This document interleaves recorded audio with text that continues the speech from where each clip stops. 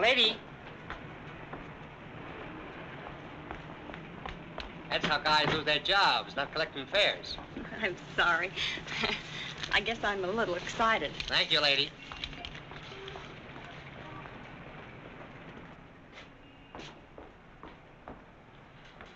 Good evening. Good evening. I'm Mrs. Stewart. Would you give me my husband's room number, please? Lieutenant Stewart. Lieutenant Stewart? Yes, he's arriving today. I wired for the reservation. Lieutenant and Mrs. Paul Stewart. You say you wired for a reservation? Yes, Mrs. Paul Stewart. I'm afraid there's been a slip-up. Apparently a wire wasn't received. But I sent it 3 days ago. Well, I'm sorry, Mrs. Stewart. Unfortunately, there's nothing I can do for you. You mean I can't stay here? Well, I wish I could help, but we're completely booked up. But I've got to stay here. This is the only place we can find each other. I thought for 2 years he was dead, and now I don't know if he's been hurt or what. Please don't be upset, Mrs. Stewart. Perhaps I can arrange something. Has Mr. Walters checked in yet? No, sir, not until tomorrow. Fine, then we can give them 816C for the night. But you will have to leave by noon tomorrow. Yes, of course. Thank you very much. Not at all. Will you register, please?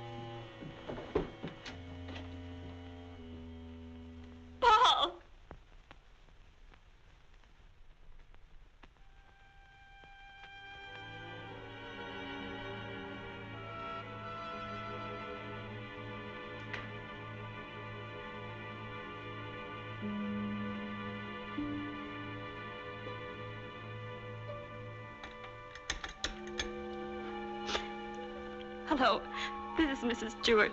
Did my husband come in? No, thank you.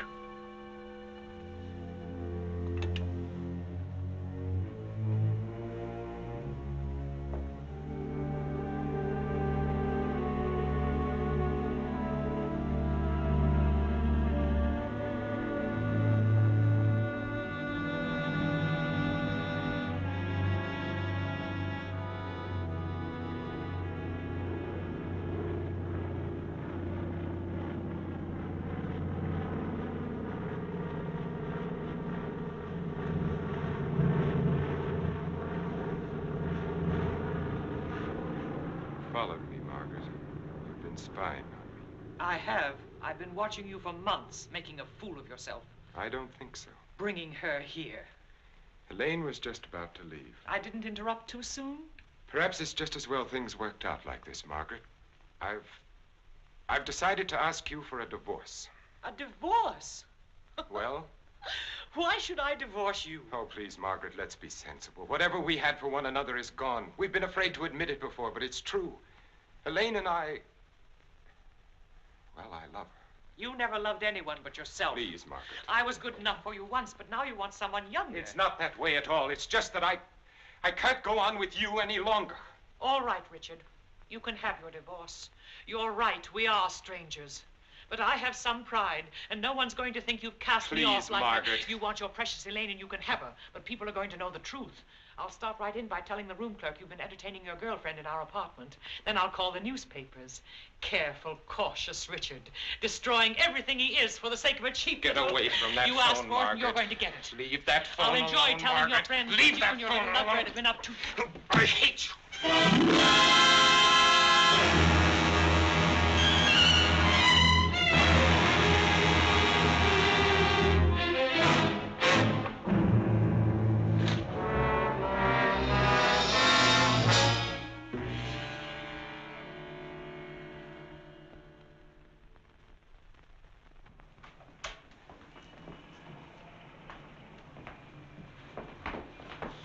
Good morning. Good morning, sir. I'm Lieutenant Stewart. Oh, yes, Lieutenant. We've been expecting you. Your wife's certainly going to be glad to see you, sir. Mr. Blake, this is Lieutenant Stewart. Mr. Blake's our manager. Lieutenant, you really had us worried. I'm glad you finally got here. For a while, I wasn't sure we'd make it. The weatherman threw the book at us. Well, you're in for a real welcome. 816C, boy. Oh, that's all right. I'd kind of like to surprise her. Very well, sir. Thanks.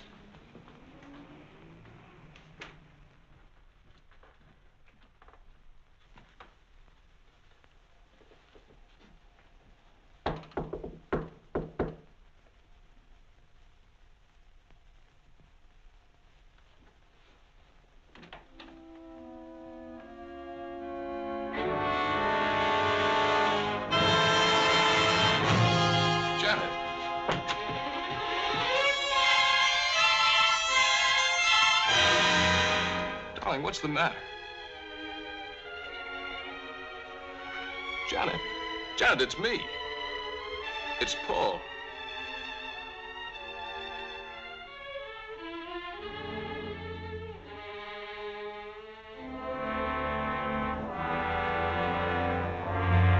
Janet.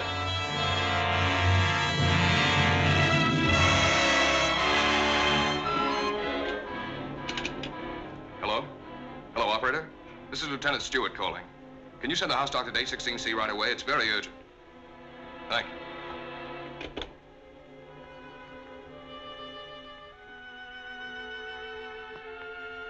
Well?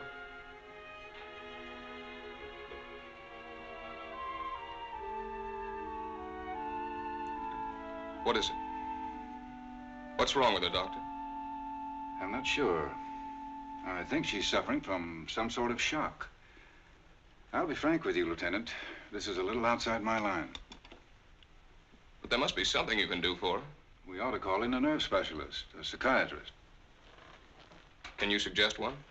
There's a very good man in the hotel, Dr. Cross. If we're lucky, we might find him in. This is Dr. Blair. Will you see if Dr. Cross is in for me? Thanks. Cross has had a lot of experience with this sort of thing. I'm all right for a broken arm or an old-fashioned hangover. But when it comes to the mind, well... hello, Dr. Cross. This is Blair in the hotel. How are you? Say, I've run into something that's right up your alley. One of the guests here's had some sort of shock. No, I don't know what caused it. Oh, would you? Well, that's mighty nice of you. Thanks, Doctor. 816C. He'll be right with us. She was so alive when I saw her last. I can't quite believe this. Better snap out of it, Lieutenant. I don't want another patient. Dr. Cross is one of the best men in this part of the country. I'm very happy that he's going to have a look at it. I don't get it. What could have brought it on? I wish I could tell you. The mind's a strange instrument. What affects me may not bother you in the slightest. The workings of the mind depend on so many things inside as well as outside. You can't make hard and fast rules. Well, I suppose it is plausible that she hasn't been feeling well. Worrying about me, not knowing whether I was dead or alive. Then coming here and not finding me. That'll be Dr. Cross. Good morning, Doctor. Good morning. I appreciate your promptness. Not at all. The sooner you get to a case of shock, the better. This is Lieutenant Stewart, Dr. Cross. How do you do, Lieutenant? Thanks for coming, Doctor. My wife is in the bedroom. She doesn't know me. She doesn't seem to know anything. Were you here when it happened? I just got in a few minutes ago. When I opened the door, she was sitting on the divan. Her eyes were wide open. She was staring at nothing. Did you notice anything peculiar about her actions when you saw her last? I've been a prisoner of war for 2 years. I've just come home. Oh, I see. She's had a rugged time of it, all right. First thinking I was dead, then hearing from me. On top of all that, my plane was 12 hours late. Would you say that she was a nervous, imaginative girl? No, sir. I've known her all my life. We came from the same small town in Michigan. Went to school together. Well, she's just a nice kid. What's wrong with her, Doctor? She's had a nervous collapse, went into shock. Where did you find her? In the living room. In the living room? You said she was sitting on the divan. Yes, right here. I see. What do you think could have caused it, Doctor? Well, that's difficult to say.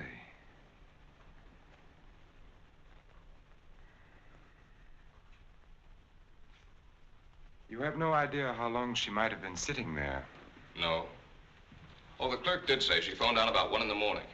Between 1 and 8:30. What difference does that make, Doctor? The important thing is what can you do for her? It's hard for a doctor to make promises. We can only do our best.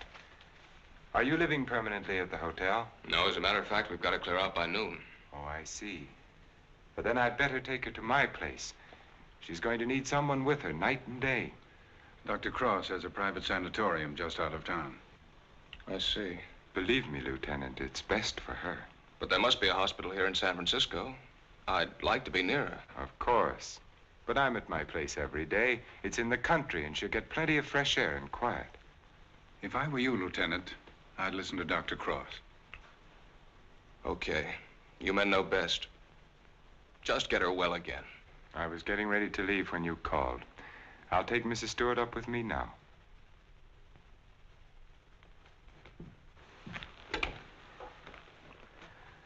Hello, this is Dr. Cross. Will you get my office, please? I'm going along with her, Doctor. I'd rather you waited, Lieutenant, until I've been able to give her a thorough examination. It's quite possible your presence may excite her and do her more harm than good. It's just that it's been so long since I've seen her. Why don't you drive up with me tomorrow? Miss Jordan, will you call the hospital and tell Miss Hatfield to have a room ready for a new patient? We'll be there shortly. Yes, that's right. You pick us up at the hotel. Right. You'd better pack a bag for your wife, Lieutenant. Thanks, Doctor.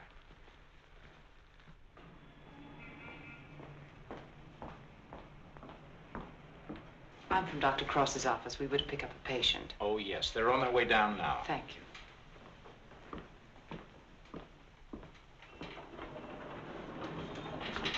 Your car's waiting, Doctor. Thank you. This is Miss Jordan from my office, Lieutenant Stewart. How do you do, Lieutenant? Mrs. Stewart has had a nervous collapse. What a shame. Don't you worry, Lieutenant. We'll soon have her well again. You'll call for me in the morning, right? Yes, I'll pick you up at 11:30.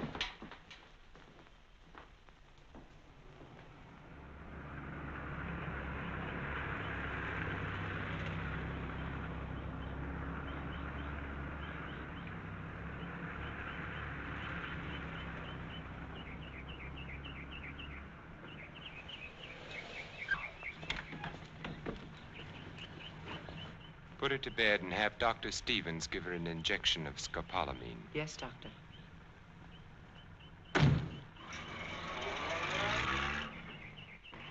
Miss Hatfield, Good morning, Doctor. your patient is coming in at the ambulance entrance. You have a room ready? Yes, I have, sir. Thank you.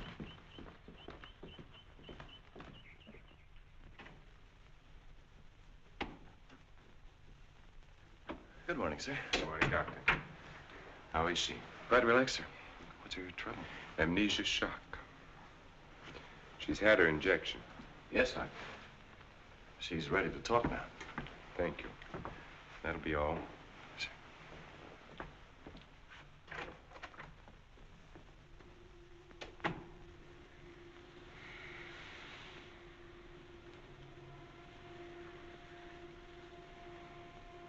I'm Dr. Cross, Mrs. Stewart. I am your friend. I'm here to help you. I want you to think. You're going to remember things now. You went to meet your husband at the Belmont Arms. Do you remember that? You were worried about Paul. He didn't arrive on time. You were too nervous to sleep. Did you walk out on the balcony? Yes. I walked out on the balcony.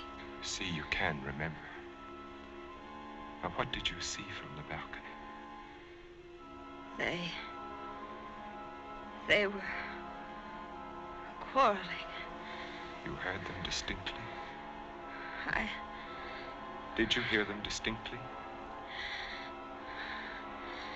He's trying to stop her.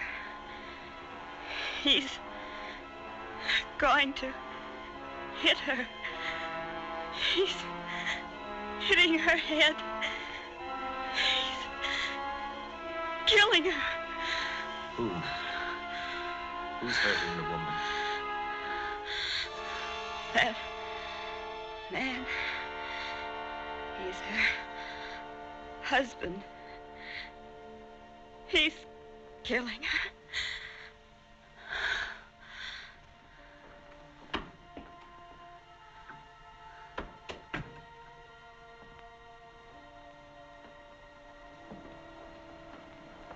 Well? She knows, Elaine. She remembers. Her room was opposite my apartment. She walked out on the balcony. She heard everything.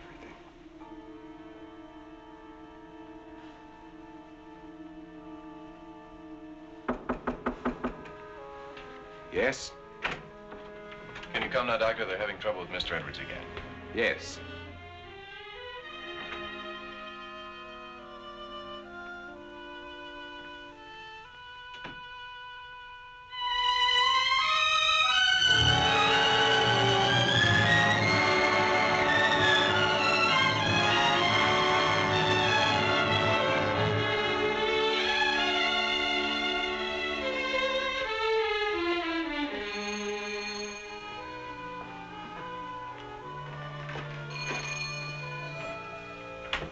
Darling, I didn't think you'd ever get here.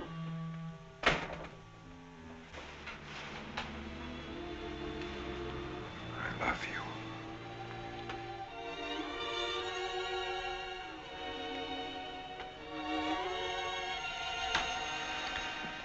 You've got a headache. I can tell from your eyes. Yes, it's bursting.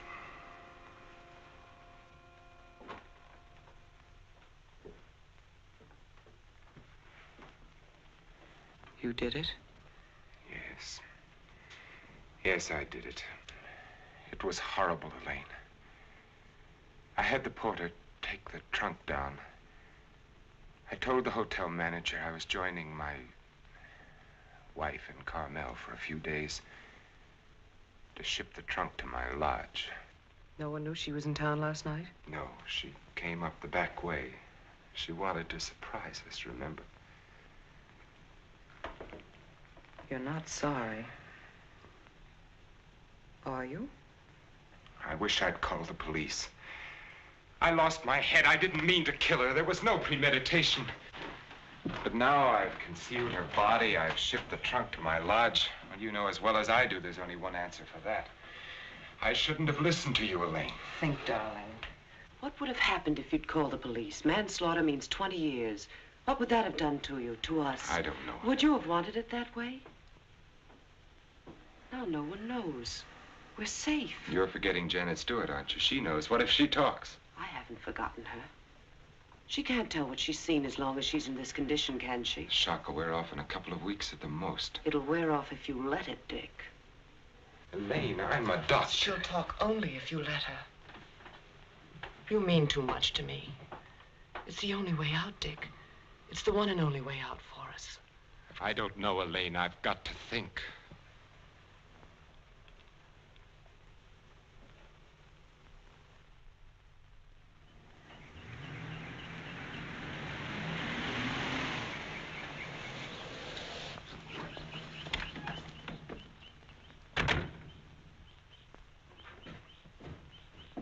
Good morning, Mrs. Penny. Good morning, Doctor. You're looking very well today. Thank you, Doctor. Good morning, Doctor. Good morning, Miss Hatfield. This is Lieutenant Stewart. Miss Hatfield's our head nurse. How do you do, Lieutenant? Is Miss Jordan with Mrs. Stewart? Yes, she is, Doctor. Good morning, Lieutenant.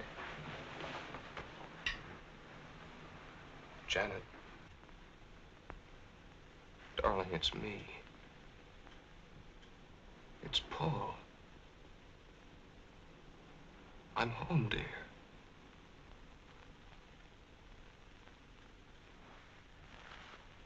She's worse. Not really.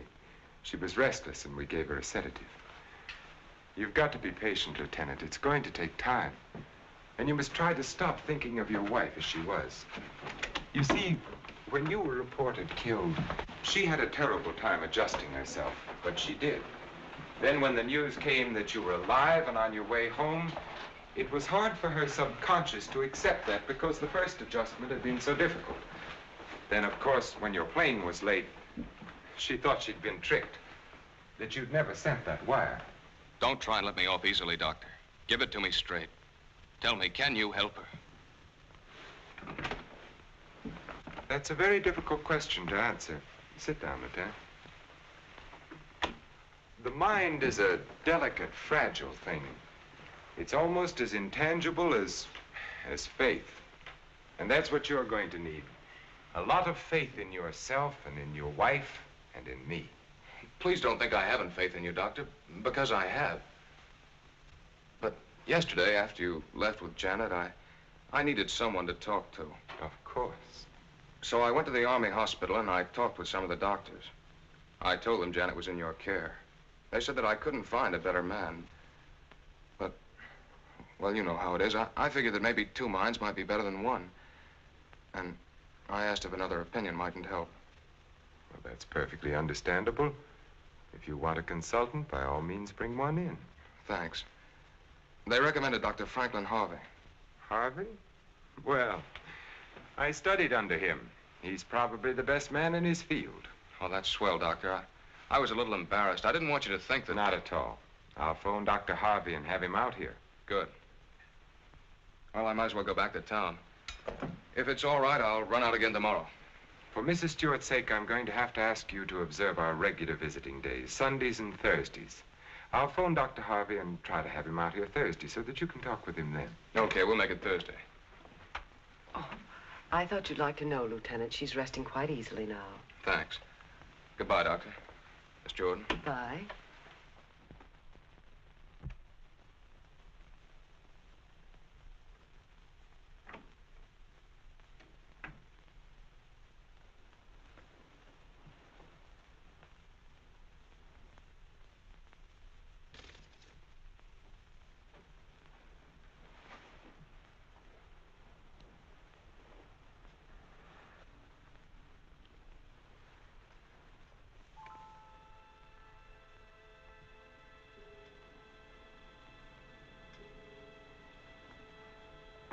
Mrs. Stewart.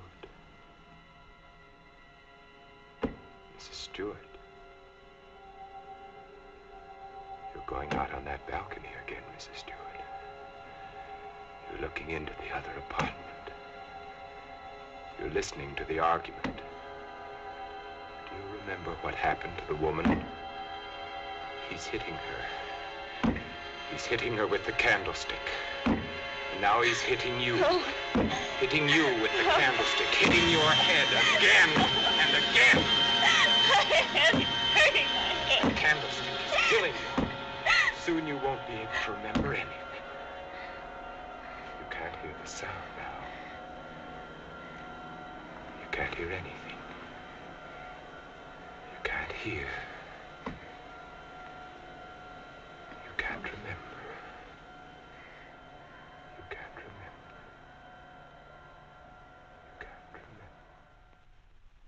Edward's condition is deteriorating rapidly. If this continues, we will have to take steps to put him in a more suitable institution. She's exhausted. You haven't got far to go. Lane, do you think you could manage it here alone for the weekend? Certainly. Why? The trunk should be there tomorrow. I've been wondering. There are no servants at the lodge. What'll happen when the trunk is delivered and there's no one to receive it? Nothing. They'll just leave it on the back porch. When are you leaving? Tomorrow. Dr. Harvey's due here this afternoon. Harvey? Coming here for what? Stewart requested a consultation. You're not going to let him examine her. Of course. How would it have looked if I'd said no? But he might discover something. He has no reason to be suspicious. You can't risk it. I won't let you. I know what I'm doing, Elaine. Darling, you're not thinking clearly. I've never seen things so clearly before in my whole life.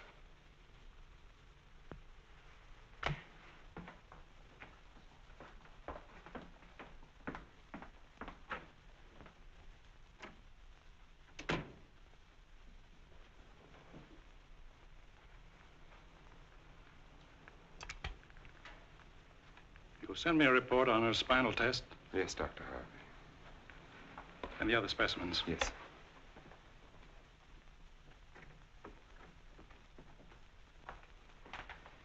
You know, Richard, I'm not sure I completely agree this was all brought on by her husband's late arrival. That was a contributing circumstance. I feel there may have been something else. Well, that's always possible, of course, sir. But I found no evidence of it. Just speculation. Will you have a cigar, sir? Yes, thank you.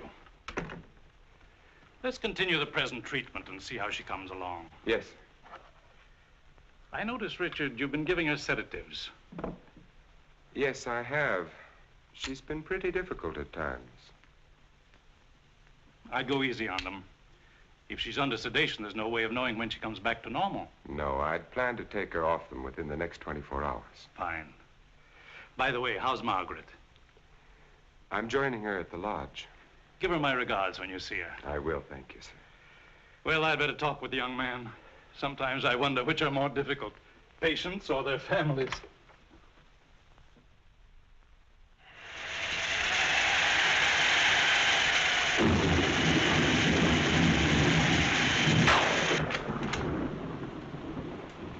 Hiya, beautiful. Hi. Yeah, what a night. You don't happen to know a blonde who'd like to relax with me, do you? That's what I thought you'd say. Coffee? Please. And poor Edward's storms don't do him any good. He kept ducking into his closet and slamming the door after him. Finally had to lock it. How's your patient? All right, I guess. I was talking with her husband. It's kind of tough coming home and finding a wife in that condition. Yes. Can't figure Dr. Cross's treatment. Why keep the poor guy from seeing his wife? I think it would have helped snap her out of it if she saw more of him. Dr. Cross doesn't want to get her excited. After all, the attack was brought on by worry over him. Yeah. That was close.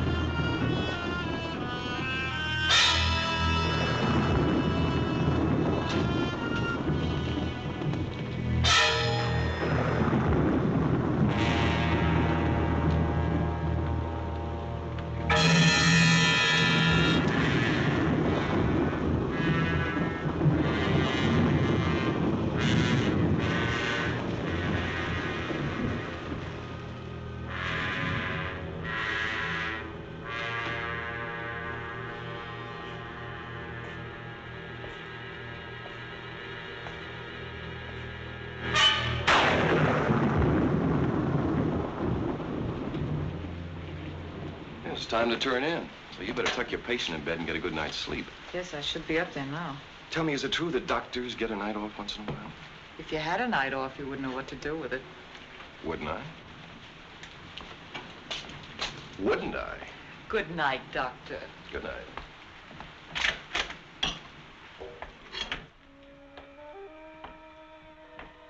Well, another stormy weekend.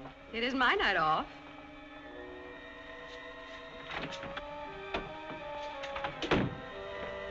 Well, anyway, the rain will help Jane on her day off.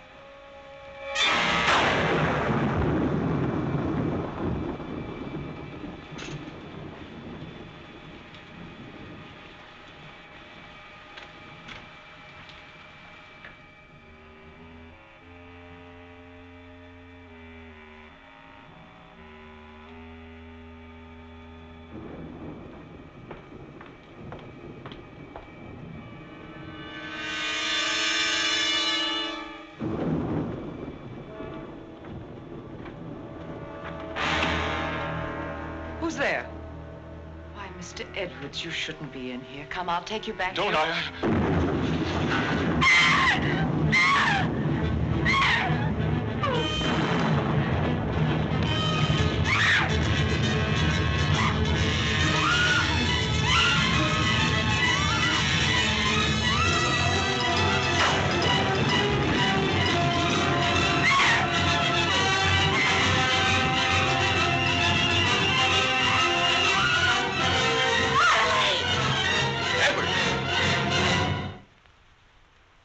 Don't be afraid. We won't let the storm hurt you. You're coming back to your room, aren't you, Mr. Edwards? Aren't you, Mr. Edwards?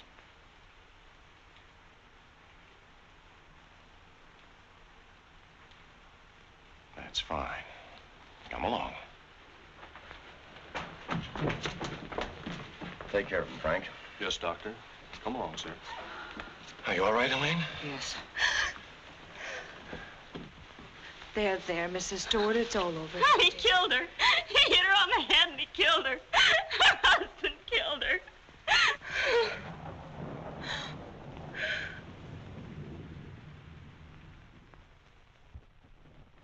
Edwards became very violent last night. This morning we found that he had a key hidden away. I ordered the lock on his door to be changed. As for Mrs. Stewart, she's suffering from hallucinations. She keeps insisting that she witnessed a murder, which obviously... Come in. Oh, hello, Lieutenant. They told me I'd find you here. I hope I'm not interrupting. Not at all. It's kind of rough, isn't it? Yeah. She's out of her head.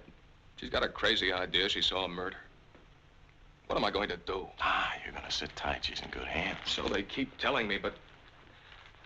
Oh, she's getting worse. Now, I'm thinking of taking her back to San Francisco, to a hospital there. I wouldn't do that if I were you, Lieutenant. Dr. Cross is tops, you know that. You brought Harvey in to consult. You can't do any better than that. But I can't just sit around and watch her get worse. I've got to do something. Lieutenant, I wouldn't try to kid you for the world.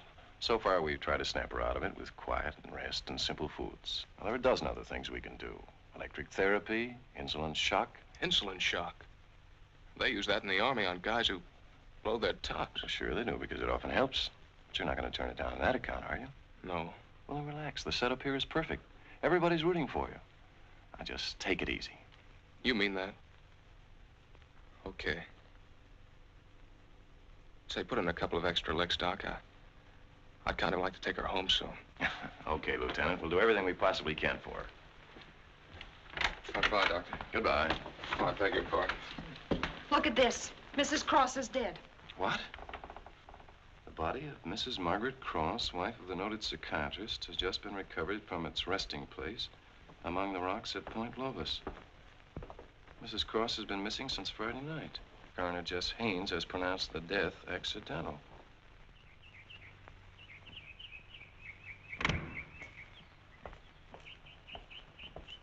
Good morning, Doctor. You have our deepest sympathy. Thank you.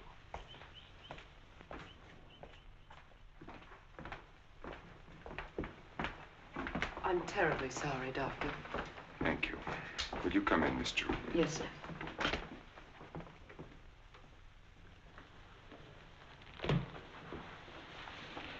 You're the perfect picture of a heartbroken husband.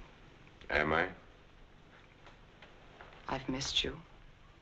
Driving back, there was time to think. I got to thinking about you. I asked myself, is she worth what I've done? Well?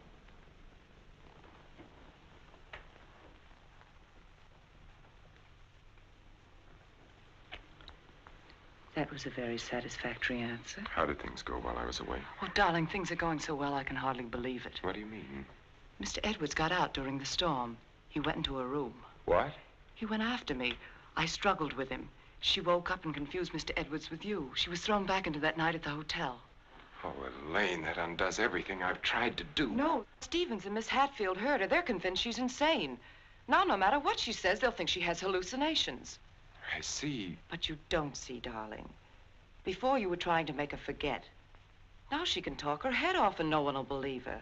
If we can encourage her to talk, convince her husband that she's insane, we can keep her here as long as it suits us. Then have her committed.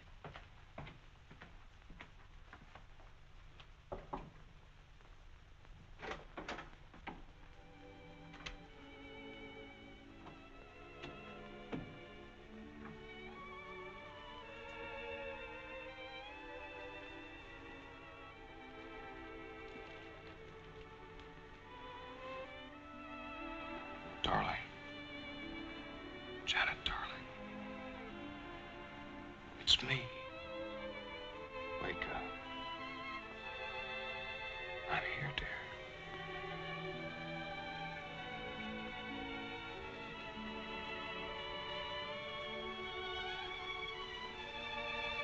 Oh.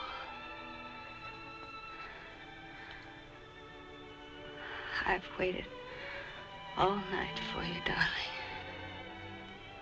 What took you so long? Don't worry, I'm with you now. We have to be out by morning, Paul. They won't let us stay. Lieutenant Stewart. You shouldn't be in here. Paul! It's him! Who is it, dear? Him! He killed her. He killed his wife. He picked something up, Paul, and he hit her with it. He was arguing with her, and he killed her. I know, dear. You've upset her, Lieutenant. You shouldn't have come in here. Come outside with me. Give her a hypodermic, nurse. Don't leave me here. You'll kill me. Come back. Easy, Paul, no. What is it, Doctor? What's happened to her? Lieutenant, I'm going to be perfectly frank with you. What you've just heard is something I've been afraid of. There are times when patients emerging from amnesia suffer from delusions. It doesn't happen often. I'd hoped it wouldn't happen in her case, but you heard her yourself. But why? Well, that's hard to explain. But if you come with me, I think I might be able to clarify it for you.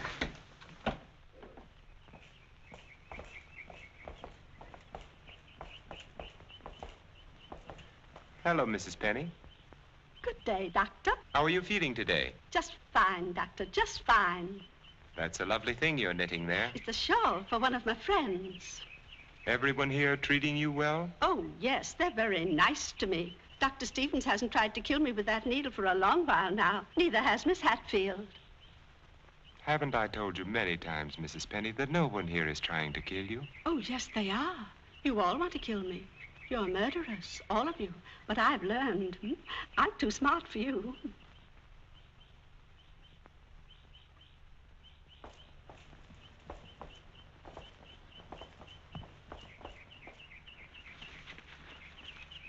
What you've just heard, Lieutenant, for the second time, is the typical attitude of many of our patients towards the hospital staff. But that old lady, she seemed all right. Mrs. Penny is suffering from a paranoid form of dementia precox, characterized either by delusions of grandeur or delusions of persecution, or both. The patient, when confined to the hospital, almost invariably becomes convinced that the doctors and nurses who are treating him are really murderers intent on killing him. This delusion is quite common among mental cases in an institution of this sort. Are you trying to tell me my wife is out of her mind? No. Out of the mind denotes complete loss of reason. Mrs. Stewart hasn't reached that stage. But she's got the same crazy idea as the other patients. Right now, she's merely suffering delusions. However, I feel it's only fair to tell you, Lieutenant, that this condition can become worse. Our fight now is to prevent further deterioration of her mind. You've got to help her, Doctor. You've got to get her well again. I'll do everything I can. Believe me.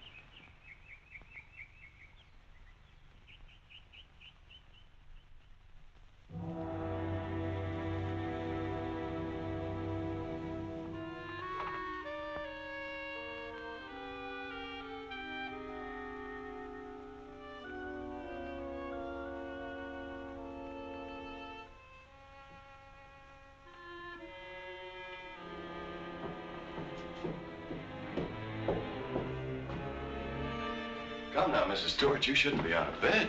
Will you help me, please? Please, please help me. Get the police here, please. We don't need the police, Mrs. Stewart. You come along with me and everything will be all You right. don't understand. There's nothing the matter with me. I want the police. That doctor's a murderer. But you go back to bed and we'll call the police. Don't talk to me as if I were crazy. I'm telling you the truth. Orderly. Now come along, Mrs. Stewart. No one is going to hurt you. No, Everything is going to be all right. Orderly! Let me go. No. I'm not crazy. I'm not crazy. I wish you could have been there to see her yourself. Yes, I heard about it this morning. She had the usual delusions. She kept insisting that you were a murderer. You know how they get. She wanted me to call the police. For a moment, she became very violent. I had to give her a sedative. I think we ought to do something about her. I agree with you, Doctor. I'll be in to see her in a few minutes. Thank you, sir. Thank you. There, you see? Everything worked out just as we planned. Yes. Well, smile, darling. It's fallen right in our lap. You don't seem particularly pleased. I am. Of course I am, Elaine. But what are you going to do? I'm going to try to find something that will convince her that she's insane. You'd better get back to her now, darling. I'll be over in a few minutes. Right.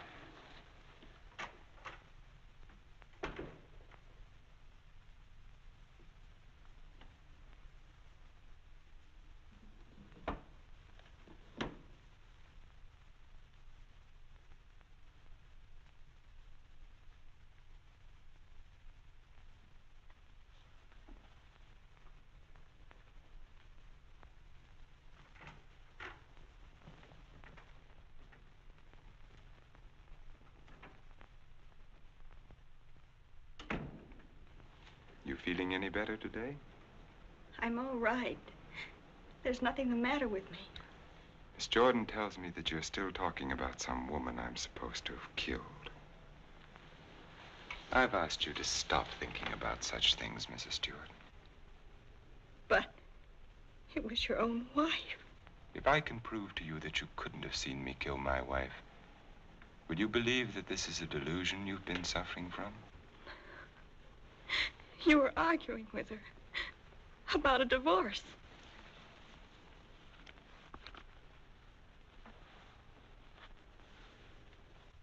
If you will look at the date on this newspaper, Mrs. Stewart, you will see that my wife died only a week ago. You have been a patient here for over 3 weeks now. 3 weeks? That's right. So you see, this has all been a very vivid dream. You must fight these dreams, Mrs. Stewart, or they're going to become worse, and we don't want that to happen. My mind is all right. It's not all right, Mrs. Stewart. Your mind is sick, and it's getting worse. My mind is all right. You wouldn't want your husband to see you in that condition, would you? He doesn't even want to see you when you're like this. You're losing your mind, Mrs. Stewart. No, no. Losing your mind.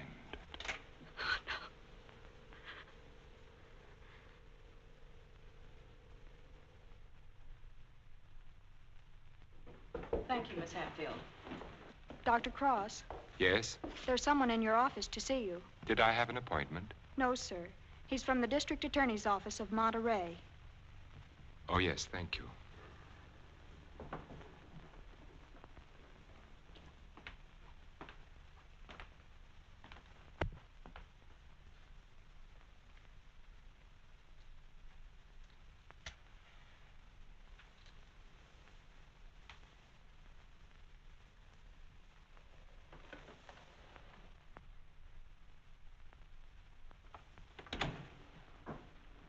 Dr. Cross?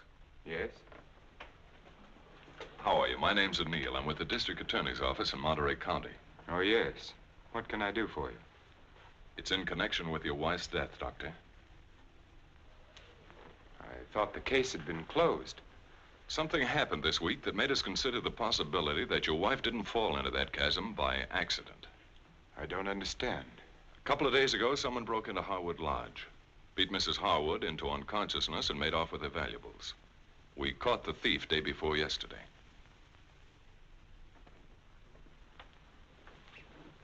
But what has that to do with Mrs. Cross's death? It may not have anything to do with it.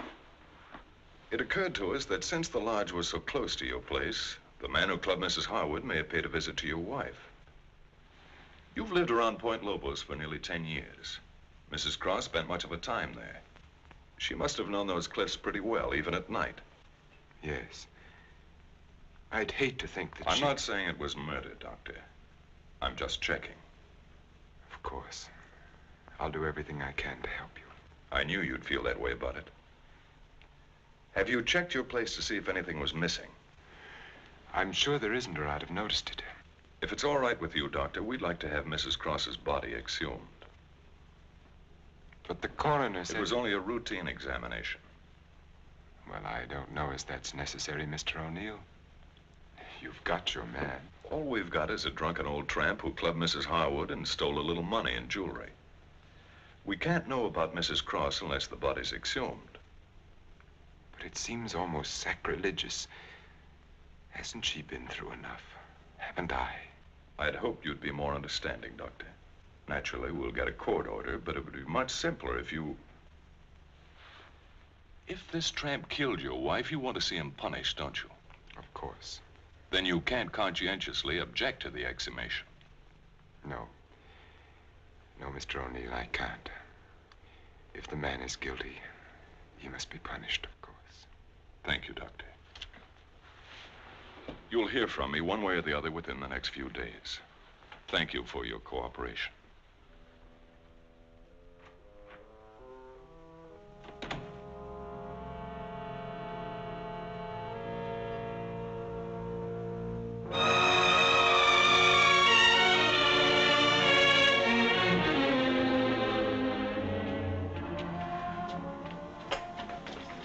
Darling, I've been so worried I didn't know what had happened to you. Where have you been? City. When you weren't here for dinner, I began to worry. What did the man from the district attorney's office want? They're going to exhume Margaret's body. You're not going to let them. I had nothing to say about it. They'd get a court order. But why are they? I don't think some prowler may have killed her. Prowler? They weren't looking for anything before. She slipped and fell and fractured her skull against the rocks. Now they may discover it wasn't the fall that killed her. They can't prove anything. No. Once they start asking questions, That's why I went to the city. I had to make sure that I hadn't overlooked anything in the apartment.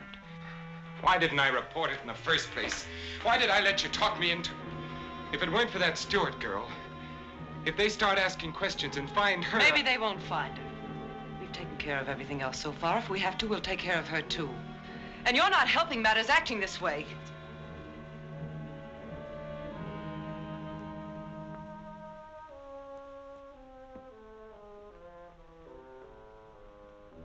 If a man wanted to, if he had courage, he could get rid of her and no one would ever know. The doctor has an advantage. I could give her insulin shock treatment. Shock treatment's indicated in a case like hers. I could give her 4 injections. Then with the last one, an overdose. No one would ever know the difference. Then we'd be safe. No matter what the district attorney's office found, we'd be safe. They'd have nothing on us, Richard. We could get married then. You'd be yourself again, Richard. We'd find peace and quiet here, just the 2 of us. You don't think I'd do it, do you? Why not? Is her life more important than ours? I've had enough. Look, Elaine, I can't go on like this. Things keep piling up. First it was Margaret, and then tricking that child so that she'd forget. Then convincing her that she was insane. There's a limit beyond which even I can't go.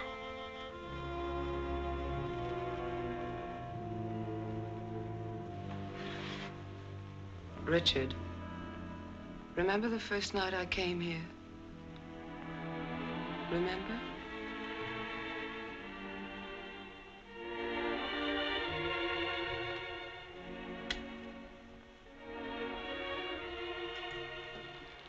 You were alone. You were sitting here in front of the fireplace with a sick headache. The lights were out. You didn't hear me when I knocked, and I opened the door and you said, "Oh, it's you, Miss Jordan." You called me Miss Jordan then, remember? I told you I had to see you about Mrs. Penny's prescription. You talked to me and you saw that I was tired and you asked me if I wouldn't have a drink. I hesitated and you said, "I won't bite your head off, Miss Jordan." And we had a drink. Remember? You sat here for a long time and then suddenly you laughed and you said your headache was gone. And you asked me about my family and I told you. And we both laughed. Remember?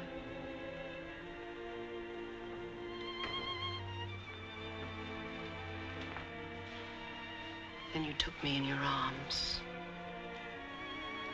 I know you remember that. I won't do it, Elaine. I won't do it.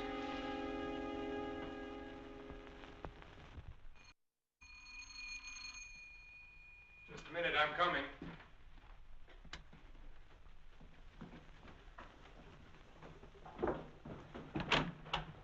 Hello, Doctor.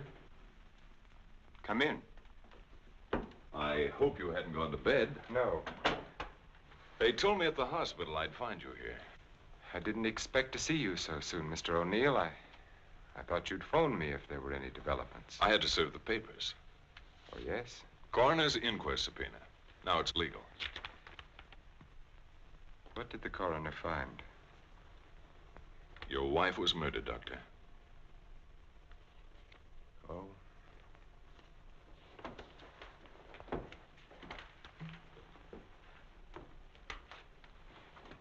Are you sure? Yes, sir. Sit down, Mr. O'Neill. She was beaten over the head, suffered an explosive fracture. Death was practically instantaneous. This prowler you told me about, you think he did it? It seems so. He clubbed Mrs. Harwood. Your wife went out the same way. A pattern. Killers usually follow a pattern. You don't know how she was killed. I mean, the weapon? She was struck with a candlestick. A candlestick? Are you sure? A heavy silver one. How can you know? Microscope. There were particles of silver in the wound. They told us it was a silver object. There were bits of wax mixed in with the silver. They told us it was a candlestick. Must have been a heavy candlestick to have done the damage. Just routine, Doctor. A criminal doesn't have much of a chance these days, does he? No, sir.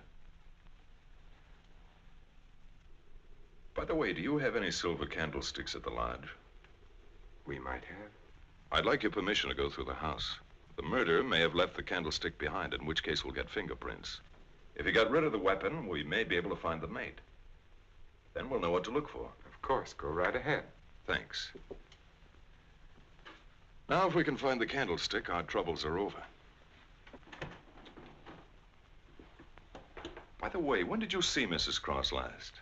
Alive, I mean. Oh, a couple of weeks before she was killed. Why? Can you place it a little more definitely? I think so. Things had been piling up around here, and I needed a change. So I drove down to Point Lobos on a Friday night. Anyone see you? I don't think so. Why? We're trying to fix the exact time of her death. Well, I'm not sure anyone saw me. I drove down there on Friday night, left there around 9:30 Saturday night. Well, it's not too important. Naturally, I want to do everything I can to help you, Mr. O'Neill. If I think of anything, I'll get in touch with you. Thanks. Sorry to bother you so late. That's all right. See you at the inquest. Good night, Doctor. Good night.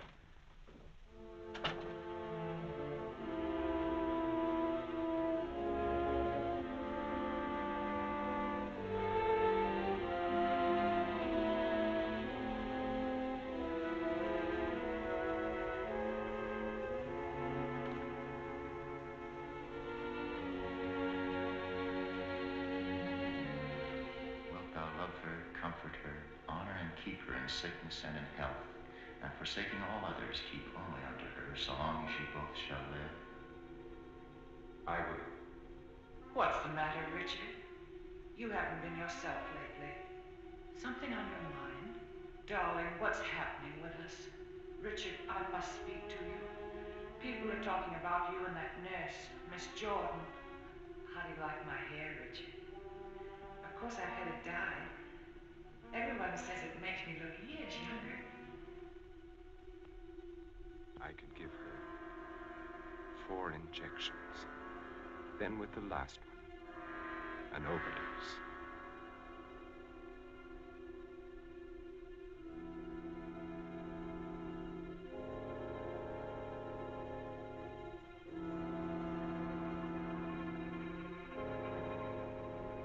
Then we'd be safe. No matter what the district attorney's office found, we'd be safe.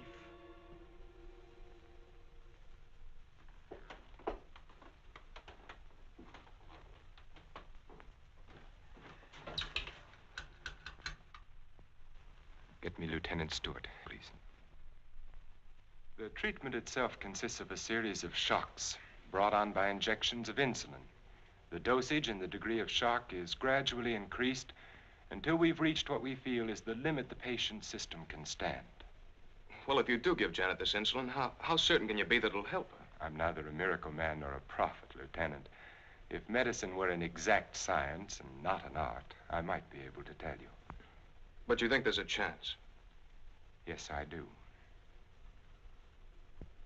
I have seen it work in the Army. All right, Doctor, go ahead and try it. Fine. We'll begin the treatment tomorrow morning.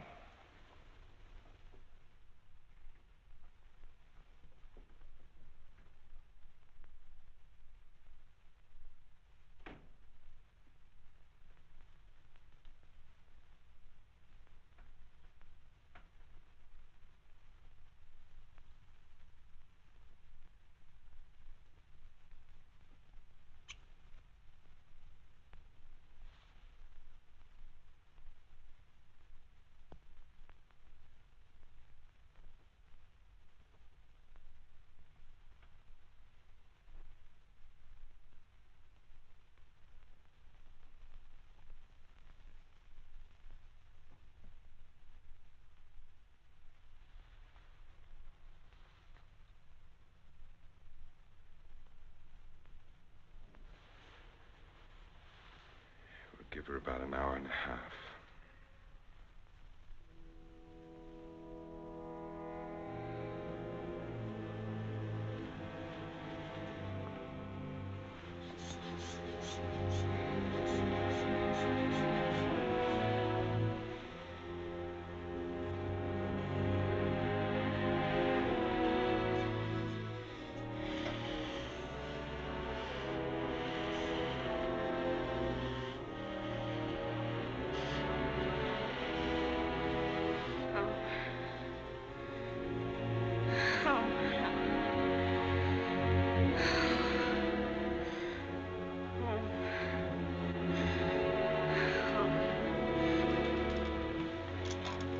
Watch her.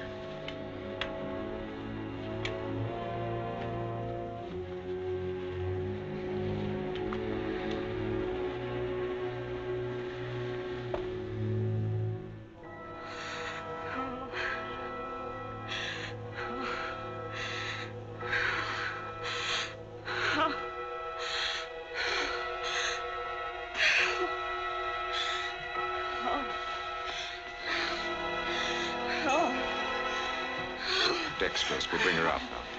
No, leave her. No.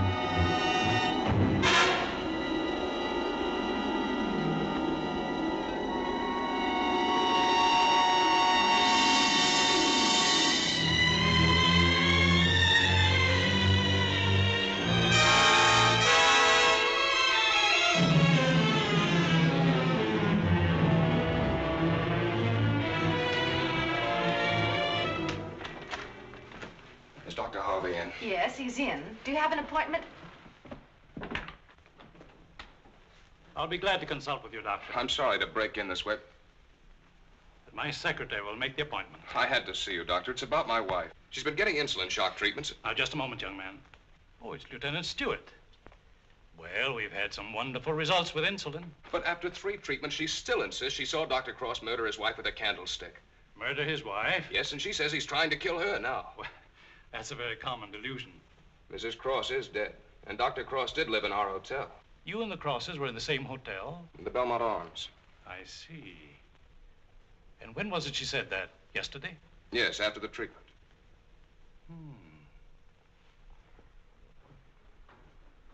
You realize it's hard to make generalizations. But as a rule, the patient is completely normal immediately after insulin shock. They may relapse into their hallucination after this lucid period. But for that moment, no matter how bad the case, the patient speaks the truth. You're telling me in your own way that Janet's normal. That she's got something on Cross, and he's pretending she's crazy to save his own neck. Well, I'm not saying quite that, but, Will you read this, Doctor?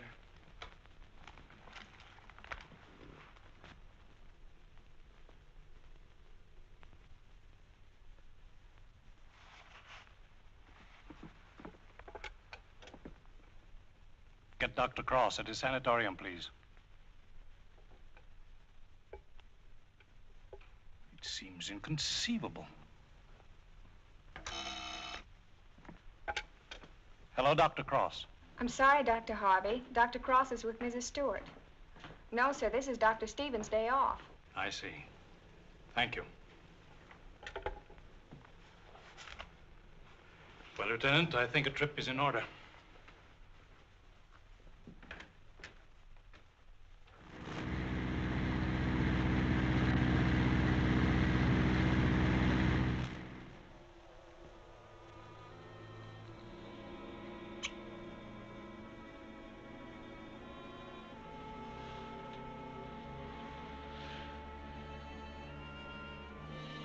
She's the only one who knows Richard.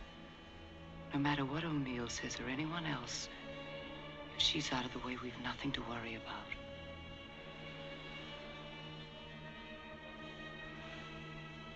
They can hint and guess all they want, but without her, they have nothing.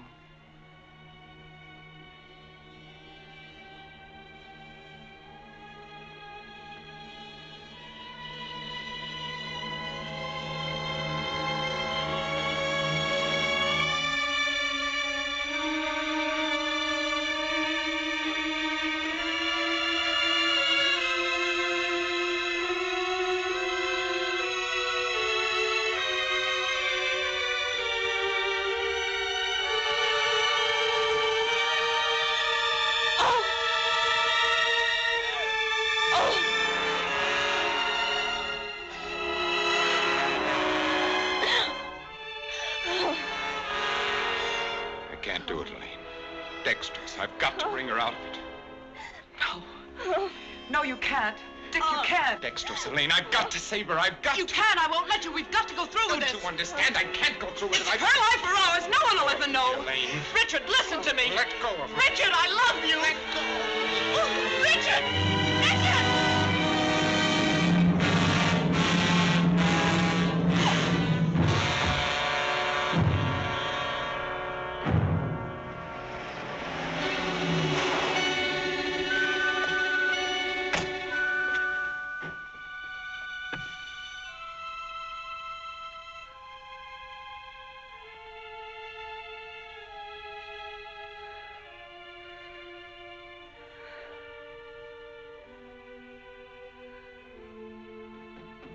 Dr. Cross, where is he? Mrs. Stewart. Come along, I may need you.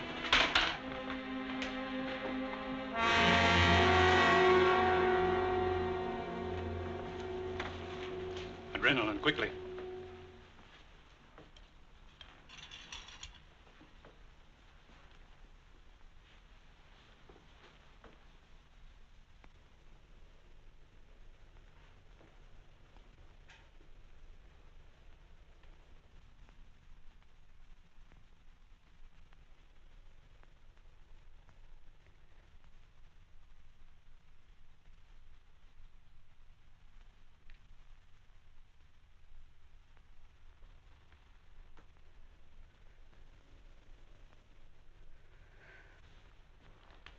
Don't worry, son. She'll come out of it in a couple of hours, and you'll be able to take her home in 2 or 3 days.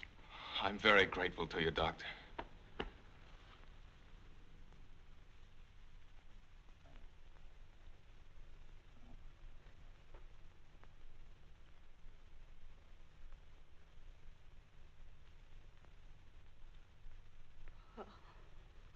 Oh, Janet, darling. September 13th. In the case of Janet Stewart. I gave her insulin shock again today, for the 4th time.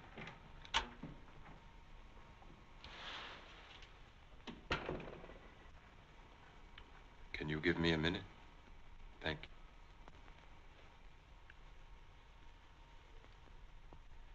Dr. Harvey completed the treatment successfully, and the case is closed.